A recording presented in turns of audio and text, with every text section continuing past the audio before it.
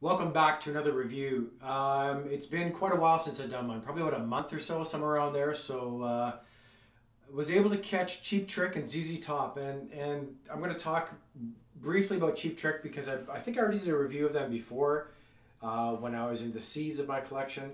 But I'm going to jump ahead to the Z's. Yes, I'm from Canada. It's Z, not Z. Get it right. So ZZ Top, I'm going to review them. And I'm just joking, ZZ, and a little bit about Cheap Trick.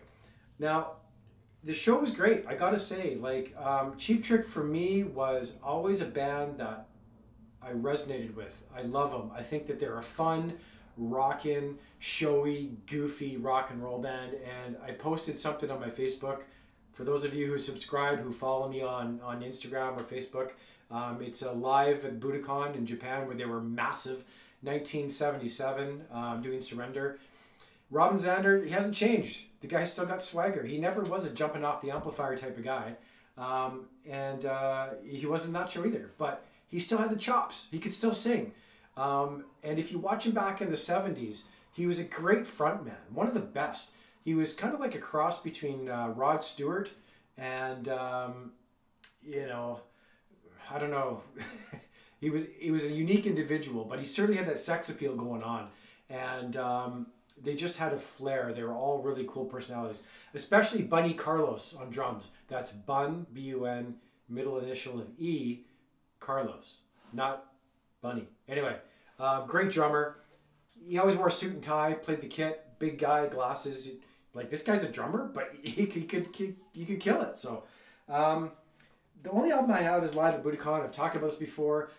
One of my favorites in terms of a live album. One of my favorite albums ever. It's a fantastic album.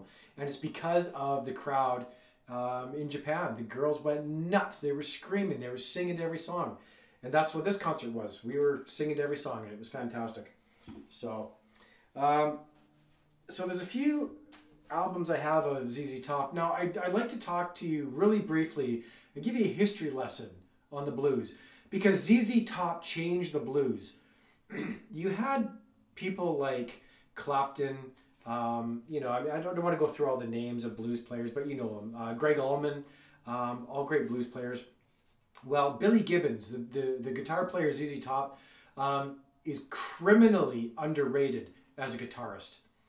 He is one of the best blues guitarists. And the reason I say that is because what he did with the guitar was he infused boogie woogie. And if you put boogie woogie in any rock and roll, man, it's going to sparkle. It's going to shine.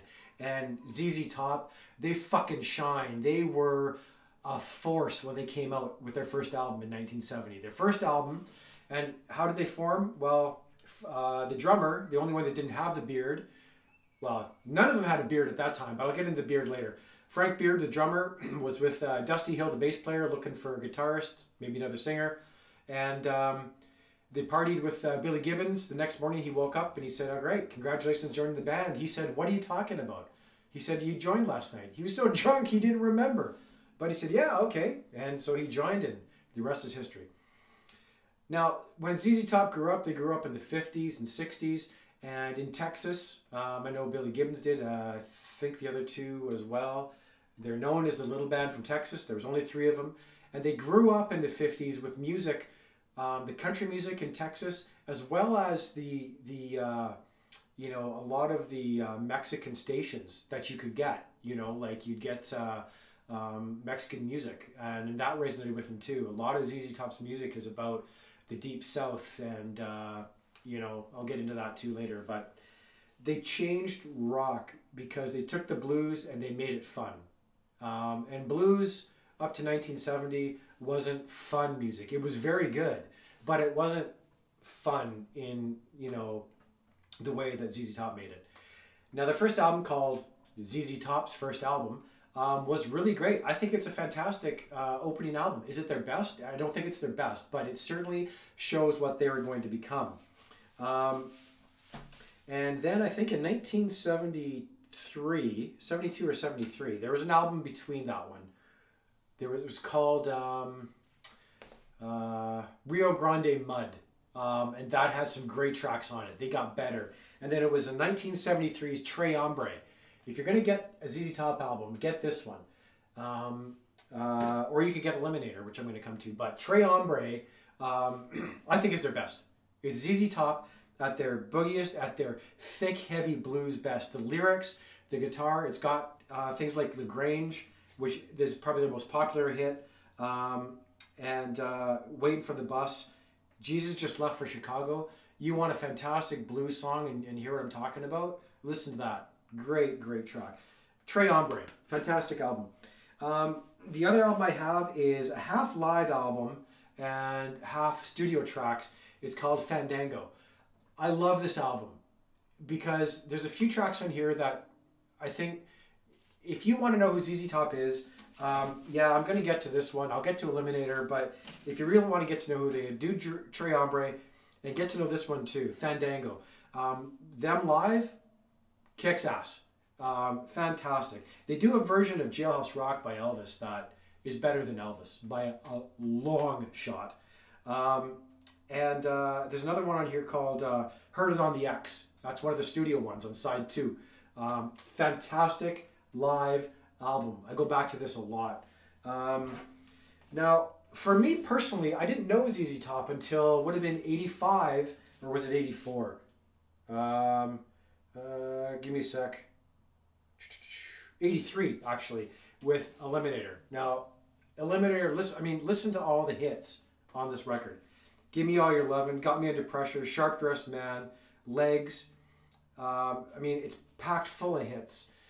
They were able to take what they did in the 70s with the blues and the riffs, and they took the synthesizers, just a splash of it, enough to make Eliminator a huge hit in the mid-80s.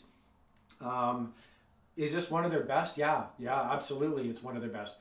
For me personally, it's not, I don't think, their best. I still think that Tres Hombre is their best. I really stress to you, listen to Tres Hombre. But Eliminator, you can't go wrong. This album is fantastic. Now, after that, right after this one, they came out with Afterburner, which was a flop. It didn't have a lot of hits. It sold a lot of units, but it sold a lot of units because it was on the heels of Eliminator. And there was really only Sleeping Bag's a good tune on this one. And I think, is TV Dinners on here? No, Rough Boys. Rough Boys is on here. That's a good one too. And then ZZ Top in the 90s, they just kind of waned. They had some hits, they had some misses. And they came out with the last one they came out with, I think in 2013, was called La Futura. And that was a great album. They teamed up with Rick Rubin. Now, Rick Rubin, classic heavy metal producer. I could go on and on about Rick Rubin and the work that he's done. He's a genius producer, and he did well on that one. He said to the guys, look, get back to what you were in the early 70s. And they did. And it works well. La Futura is a fantastic album. And I think that's the last one that they did with Dusty Hill. The bass player, Dusty Hill, unfortunately passed away a year ago. I had tickets to see them 2 years ago, but, well, them and Cheap Trick, but because of COVID, it got postponed 2 years, so what the fuck. So ZZ Top are known for their beards, right? I fit right into the concert. For those of you who are local, I was in Abbotsford. I was a bald white guy with a beard. Fit right in. It was too funny. But the beards they just started growing beards early in their career, around their second album. And they just liked the look, and they both kept doing it. And then they started to become known for these beards. Now, were they hugely popular in the 70s, like the Stones and Zeppelin and all these bands? No, they weren't, but they had a really great following. And I tell you, as soon as I heard the Eliminator album, I started to go back. So by the late 80s, I'd listened to their entire catalog, and I was thoroughly impressed with how great a trio those guys are. They are a hard rockin', boogie woogie blues. You know, you got to get into a bar fight if you listen to these guys, man. Like they just oozed like deep South blues, you know, funky rock. And for those of you who only know Legs or Sharp Dressed Man, that's fine. You know, I will never judge anybody on their musical tastes, but you really should listen to early ZZ Top. They were a game changer, and they've influenced tons of bands. They influenced me in my musical taste. I wish that they'd keep on making albums. Maybe they will. Their new bass player, his name is Elwood. I can't remember his last name. First name's Elwood. Great bass player. Really good. He was their guitar technician for about 30 years. Could play well. And Billy said, come on in, join the band. And he plays with a pick. Now, Dusty, he used to pluck the bass. And if you know bass playing, plucking from picking, very different. Plucking's got a sharper, more direct sound. It was great live. I'm really looking forward to hearing what he's like in the studio. I hope they do make a record. And Frank Beard, really great drummer. ZZ Top had some other great albums. Diablo, I think it was Diablo, around 76, 77. That's another fantastic one. Got a song on it called Tube Snake Boogie. It just rocks. Driving While Blind, another great one that's on that track. And Frank Beard plays excellent drums on that. If you think that Frank is like a, you know, just a paint by numbers drummer, listen to that album. You'll think differently. So ZZ Top, I know I went right to the Zeds, and I'm sorry about that. I will backtrack, but I had to just talk about them because big band, important band, and I'm really glad that ZZ Top's still going and that Billy Gibbons is still playing guitar. I was thoroughly impressed by that concert.